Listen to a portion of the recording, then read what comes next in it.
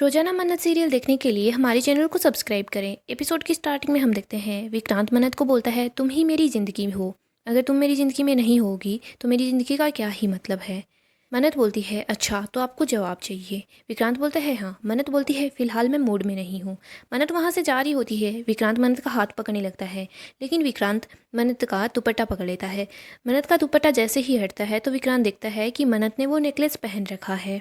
विक्रांत मन्नत के गले में नेकलेस देकर काफ़ी ज़्यादा खुश हो जाता है। वो खुश हो जाता है कि फाइनली मन्नत ने हाँ में जवाब दे ही दिया है। विक्रांत मन्नत को बोल रहा होता है, अब ये कंपटीशन जीतने से मुझे कोई भी नहीं रोक सकता। विक्रांत मन्नत को किस करता है। फिर हम देखते हैं मल्लिका इन दोनों की सारी बातें सुन रही होती है। मल्लिका बोल रही होती है, आज मटकी के दी एंड के साथ साथ तुम दोनों की लव स्टोरी का दी एंड भी हो ही जाएगा।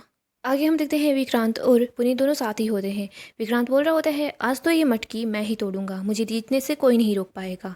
मल्लिका भी वहाँ जाती है। वो बोलती है, पुनीत तुम ठीक बोल रहे हो, ये देसी गेम है और इसे देसी तरीके से खेलने में ही ज़्यादा मज़ा आएगा। देखते हैं कौन ज़्यादा स्ट्रोंग है। पुनीत बोलता है, हाँ विनर तो वही होगा जो देसी स्टाइल से पिरामिड बनाकर खेलेगा। विक्रांत बोल रहा होता है, फिर ठीक है देसी स्टाइल से ही खेलेंगे, मैं भी पिरामिड से ही चढ़ूंगा ऊपर। मन्नत वहाँ आती है। मन्नत बोलती है, नहीं नहीं, आप क्रेन से ही जाओगे। मन्नत बोल रही होती है, आपने अपनी टीम के साथ पिरामिड बनाकर ये प्रैक्टिस नहीं की है, आपने लंदन में कभी ऐसे खेला है। विक्रांत बोलता है, नहीं। मन्नत बोलती है, नहीं ना, तो फिर आप क्रेन से ही ऊपर चढ़ोगे।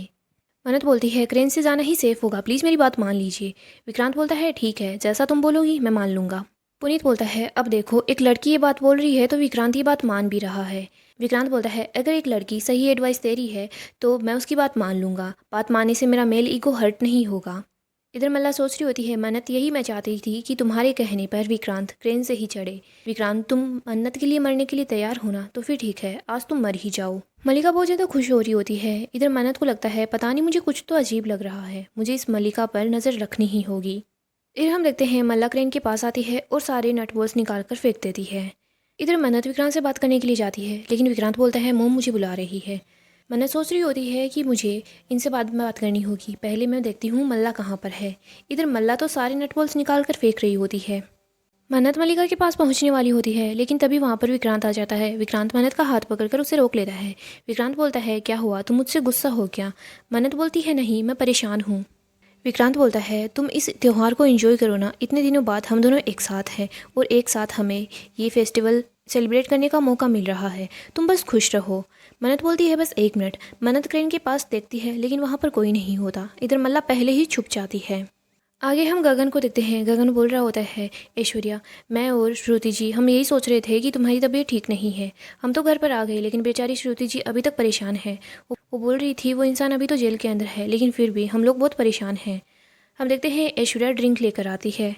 ऐश्वर्या गगन को बोलती है, थैंक्स, तुम मेरे लिए यहाँ पर आ गए, तुमने मेज़बानी का इवेंट मिस कर दिया, मुझे लगता है हम दोनों को मिलकर थोड़ा टाइम स्पेंड करना चाहिए। गगन और ऐश्वर्या दोनों ड्रिंक कर लेते हैं। गगन बोल रहा होता है, ऐश्वर्या तुम्हारी तबीयत ठीक तो है ना। ऐश्वर्या बोलती है, हाँ मैं बिल्कुल ठीक हूँ। ऐश्वर्या गगन को बोलती है, गगन तुमने इतने मुश्किल टाइम में मेरा साथ दिया, लेकिन मैंने कभी भी तुम्हें इस तरीके से सपोर्ट नहीं किया जैसे तुम मुझे सपोर्ट कर रहे हो। ऐश्वर्या बोलती है, हम फिर से नई शुरुआत कर सकते हैं। गगन बोलता है, हाँ। गगन बोलता है, हमें वैसे बहुत कुछ ठीक करना है, अपने परिवार को ठीक करना है, हमें मल्लिका को ठीक करना है। हम देखते हैं गगन को धीरे धीरे चक्कर आने लग जाते हैं। ऐश्वर्या देखती है कि गगन बेहोश हो गया। ऐश्वर्या बोल रही होती है, गगन तुम कितने बेवकूफ़ हो ना, मैंने तुम्हारी ड्रिंक के अंदर बेहोशी की दवाई मिलाई थी ताकि तुम मेरे काम के बीच में ना आओ। ऐश्वर्या सोचती है कि अब अनिरुद्ध की कहानी ख़त्म करने का टाइम आ गया है और मुझे पूरा यकीन है मल्ला मन्नत की कहानी ख़त्म करने के बारे में सोच रही होगी। ये तो बहुत ही अच्छा होगा कि बाप और बेटी दोनों का चैप्टर एक ही दिन में पूरा हो जाएगा। आगे हम इवेंट का सीन देखते हैं। हम देखते हैं सब लोग डांस करना शुरू कर देते हैं।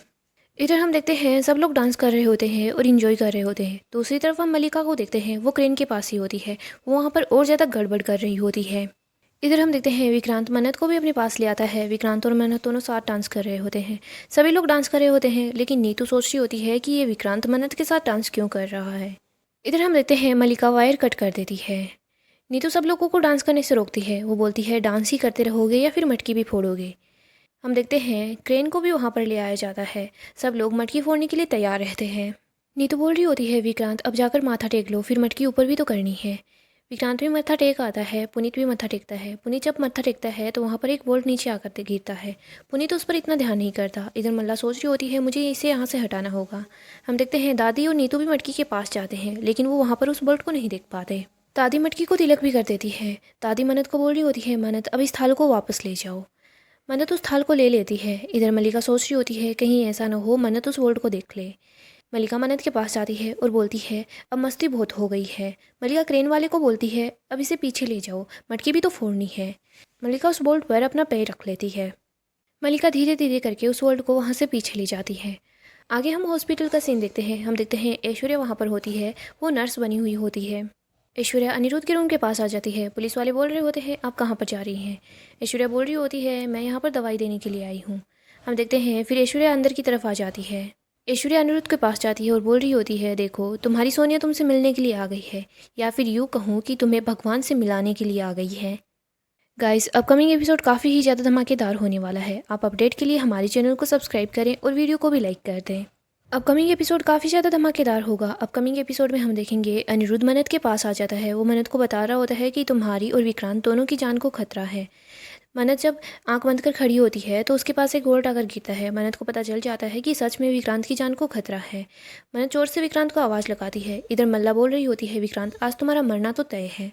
सो गाइस नेक्स्ट एपिसोड में हम देखेंगे मन्नत जैसे तैसे करके विक्रांत को बचा ली गई और जल्दी ही मल्ला और ऐश्वर्या का सच सबके सामने आएगा। अपडेट के लिए आप हमारे चैनल को सब्सक्राइब करें।